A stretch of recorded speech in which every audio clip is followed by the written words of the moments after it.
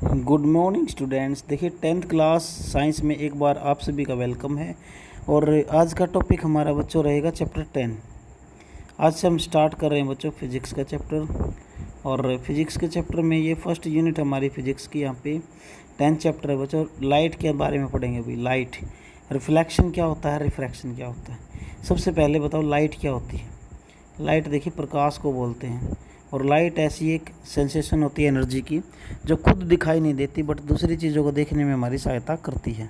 Light एक electromagnetic radiation है जो देखने की अक्षमता पैदा करती है। ठीक है, हम जो भी चीज़ें देख पाते हैं बच्चों लाइट की प्रेजेंस में देख पाते हैं। ठीक है, उसके बाद देखिए नेक्स्ट इसके अंदर इम्पोर्टेंट डेफिनेशन हम पढ़ेंगे। जो इम्पोर्टेंट डेफिनेशन इस चैप्टर में आती हैं, सबसे पहले रे ऑफ लाइट क्या होती है, प्रकाश की किरण क्या होती है। Light travelling in a straight line that is the ray of light. भाई प्रकाश हमेशा सीधी रेखा में गति करता है। जैसे मेरे पास ये एक पाइप है, सीधी पाइप। यहाँ से एक जलती मोमबत्ती को आप इजीली देख सकते हो, मेजर कर सकते हो। ये बर्निंग कैंडल है, इसके अंदर से आप देख सकते हो। बट अगर ये पाइप में मुड़ी हुई पाइप ले लूँ ऐसी, क्या you can you see the light? No. So light हमेशा स्ट्रेट लाइन में चलती है, प्रकाश हमेशा सीधी रेखा में गमन करता है। ठीक है, उसके बाद बीम ऑफ लाइट क्या होता है भाई, किरण पुंज बोलते हैं इसको, किरणों का एक पुंज। Group of the rays is called the beam of light. उसके बाद बच्चों डाइवर्जेंट रेज क्या होती हैं। देखिए जब लाइट की रेज हमारी एक पॉइंट से फैल जाती है, जैसे ये मेरा पॉइंट है और इस पॉइंट से ये रेज हमारी फैलती हुई दिख रही है आपको, तो इस पॉइंट यानी ये रेज हमारी डाइवर्जेंट रेज कहलाएंगी भाई। ठीक है, क्लियर है। अभी सारी किरणें कहलाएंगी। एक होती हैं कन्वर्जेंट रेज, यानी अपसारी किरणें जो एक पॉइंट से क्या है मीट करेंगी आके। जैसे काफ़ी सारे पॉइंट से ये रेज हमारे पास यहाँ पे आके मीट करती हैं इस पॉइंट पे। ठीक है, इसी तरह से बच्चों हमारे पास होता है एक कन्वर्जेंट लेंस। जैसे ये मेरा लेंस है, ये जितने भी रेज आएंगे ना सभी को क्या है फोकस पे मिलाता है, इस पॉइंट पे एफ पे।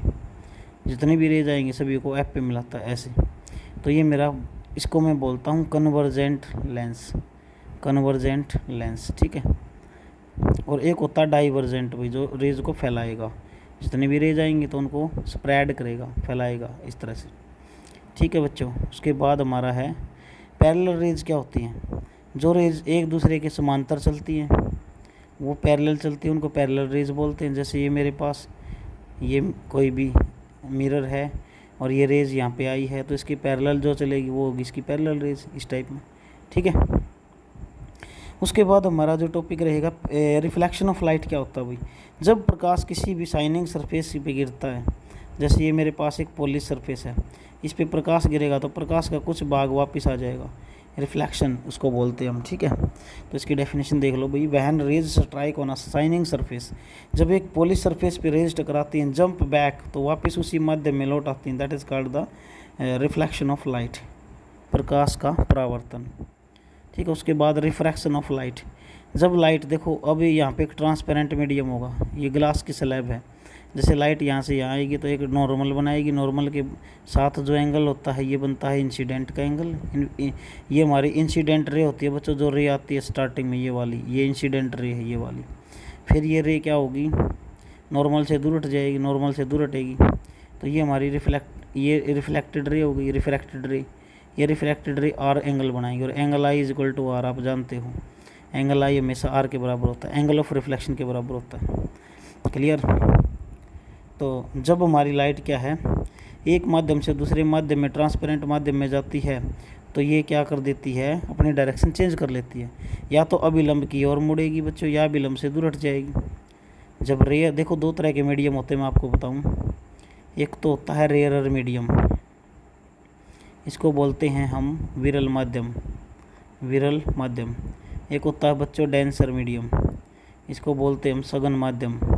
अब जब भी प्रकाश की किरण विरल माध्यम देखो एयर का होता है, सघन माध्यम वाटर का होता है या फिर ग्लास का होता है। जब कोई भी प्रकाश की किरण एयर से ग्लास में आती है तो वो एक बार क्या करेगी, जैसे मेरे पास है ये ग्लास की स्लैब, तो कोई भी रेज जब यानी ये आएगी और इस स्लैब से टकराएगी तो इसके साथ एक नॉर्मल बना देगी 90 डिग्री का। फिर देखो जब भी ये रेयर मीडियम से डेंसर में जाएगी, इस डेंसर में तो अब लंब की ओर मुड़ती है, फिर दोबारा से फिर एक नॉर्मल बना लेगी। अब ये डेंसर से रेयर में जाएगी तो अभी लंब से दूर हट जाएगी ऐसे।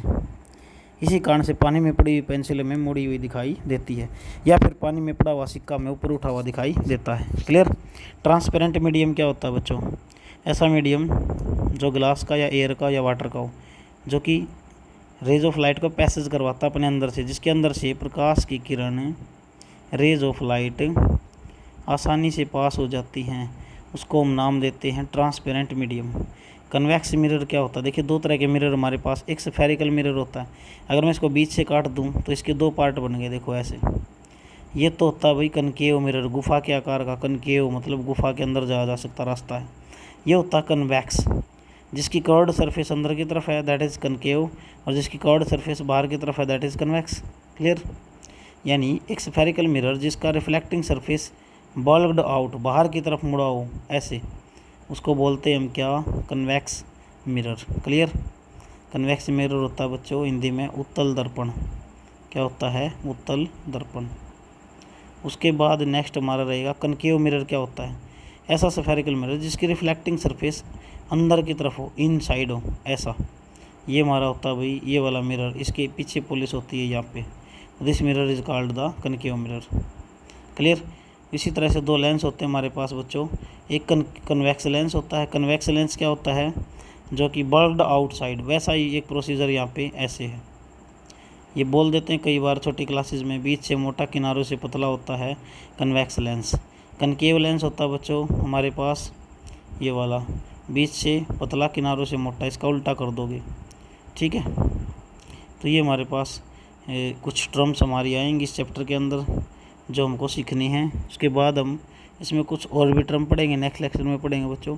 तब तक के लिए इंपॉर्टेंट टर्म को लिखें और समझें। Thanks for watching.